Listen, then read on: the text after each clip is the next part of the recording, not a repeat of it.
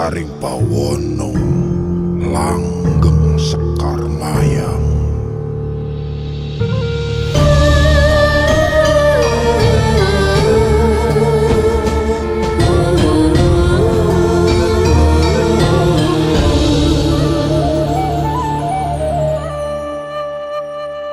Asma sejati lungguh engkang prayoga rakene arsa tentrem suwun sangoni pasuki ing sambi kala kanthi teguh rahayu slamet raharja.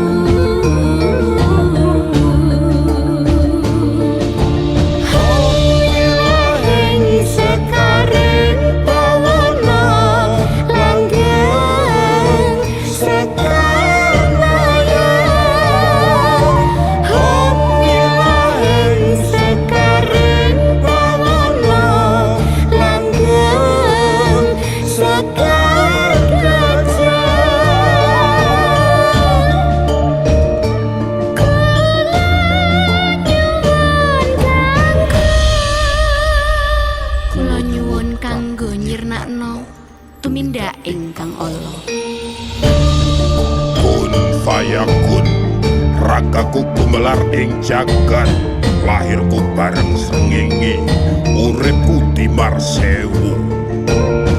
Murubmu biar ana ing tengahing jagat, ora ana sing ngalangi, ora ana sing ngumpuli Allah. Urip ulu kulit daging getihku, urip otot balung lan sumsumku, urip tangkena loro pati, urip sak lawasi rarempet trem rahayu. asma sejati lungguh engkang prayoga rakene arsa